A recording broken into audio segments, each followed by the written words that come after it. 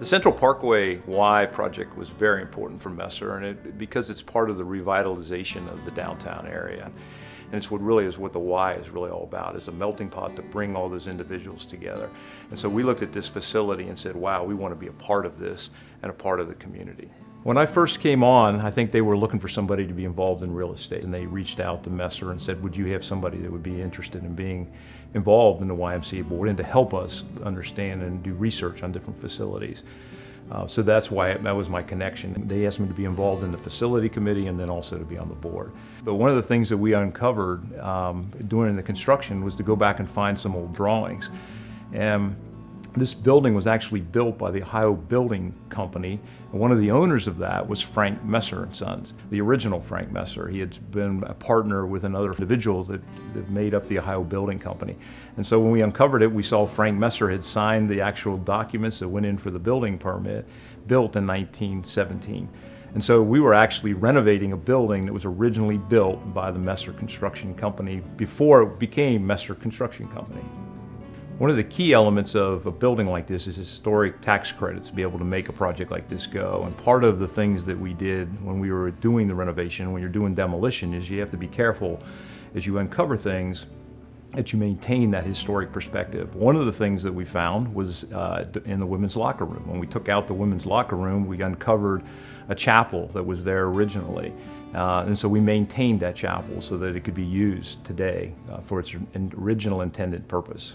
And we defined our purpose as finding ways to have better lives for our customers, our communities, and each other is the purpose of what our organization is all about.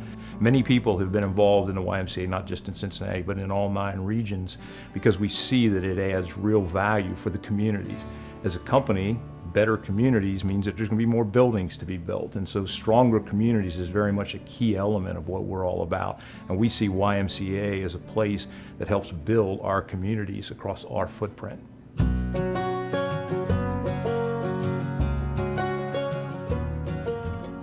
When you read the mission statement of the Y, it doesn't say the word service or servant, but it defines it. And I believe in service to others and a servant's attitude. I think if everybody did that, boy, the world would be a lot better place. So if you read the Y's mission statement, it just screams service to others. So we have 3 pillars in our philanthropic mission statement. It's home, work, and play. We support those with our time, but also through foundational dollars. When you look at the home pillar of U.S. Bank, we believe that surrounds not just home neighborhoods, but just neighborhoods, period, revitalization, etc. This has been a super important project to Over the Rhine. It's one of the most important blocks in the city. By the way, the redesign was amazing. It's so beautiful, especially at night. So I just think the revitalization project going on Over the Rhine is so important. The Y was just critical to that entire mission. Since 2011, U.S. Bank has donated $87,000 to the Y. But truthfully, that's just the tip of the iceberg of our support for the Y. We financed the entire $30 million project here. Very complicated project, tax credits, senior loan financing, etc. We have deep and profound professional relationships with the leadership of the Y, and quite frankly, personal friendships with them too.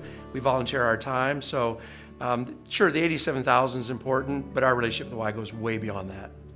Well, it's a youth development. I'm personally wound very tight about that issue. It touches my heart. It touches the bank's heart. One of our 3 pillars is play, and that's focused on youth and giving them opportunities. I will move mountains, do anything I can if I can just impact one life, one youth's life. And the work the Y does, and because they have 3 pillars in that particular area, is amazing. So that's an easy one for U.S. Bank, and it's an easy one for Mike Prescott.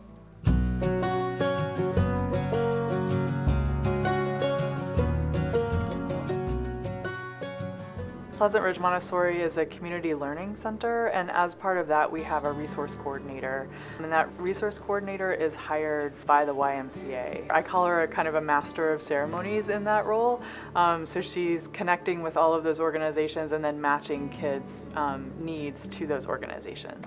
Angela, our school resource coordinator here at Pleasant Ridge Montessori, works to identify the needs of our students, generally around academic skills like math skills and reading skills. and identifies organizations that can help kids grow in both areas. In addition, she works with our team of social workers and psychologists here at the school to identify services that help with social and emotional needs. When my daughter came to Pleasant Ridge Montessori, my daughter was at a deficit. She was not very confident in her reading and her skills, and we needed to reach out to Pleasant Ridge Montessori to get some additional help. It also happened to be in her 3rd grade year, which was a really tough year for our family. She reached out to her teachers. I reached out to the principal. I reached out to the resource coordinator here. What services can we connect my daughter to really help her with this 3rd grade guarantee? Because she had failed it to the point where she was actually retained. She was retained for that year, and that summer she came to the Summer Stars program.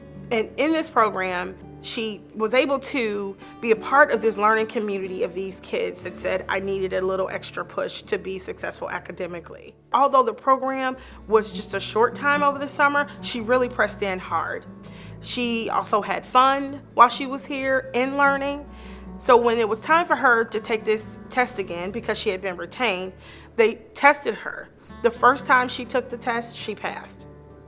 So her 3rd grade year was much easier because she had this extra push. She had the extra helping hands of the YMCA and the partnership with PRM to really help her to gain academic success. She said, Mom, the YMCA showed me that I can achieve, and I am confident, and that I can learn what I need to learn to be successful. So to see the YMCA build into my children what they have built into them, and to see the results of this throughout the academic year, money can't buy that. So seeing the Y, all of the Y services, in addition to the resource coordinator's ability to bring in multiple organizations, helps our entire community grow.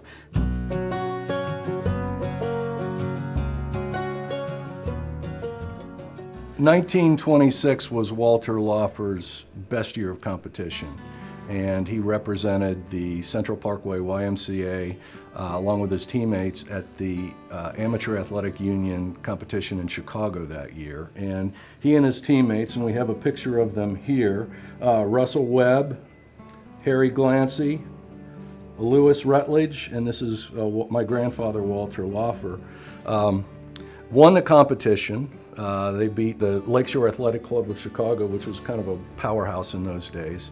The team racked up, I think it was 43 points, and my grandfather racked up 24 or 23 of those points and individually beat every other team in the competition besides his own. So that was a very big year for him and for the Central YMCA team.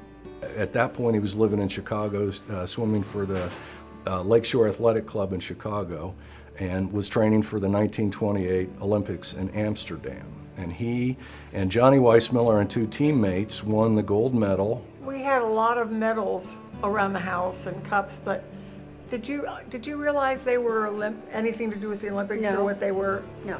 And so every year at Show and Tell, I would put this suitcase full of all these medals, and I would take it to Show and Tell it, and I pass them around the room. In the room, everybody, they all came back, but I'm not sure you would You're do not that sure today. they all came back. Yeah, that's true. The FOW Foundation was started in '94. This would be a good way to give to the community and to also bring all the family in together. We could enjoy the money, but we could also use it to make the Y and other areas in the community a better place for everybody to live. Not only think in terms of what he had done with the Y and how it had changed his life, but how we could honor him, honor the team, and help the Y all at the same time.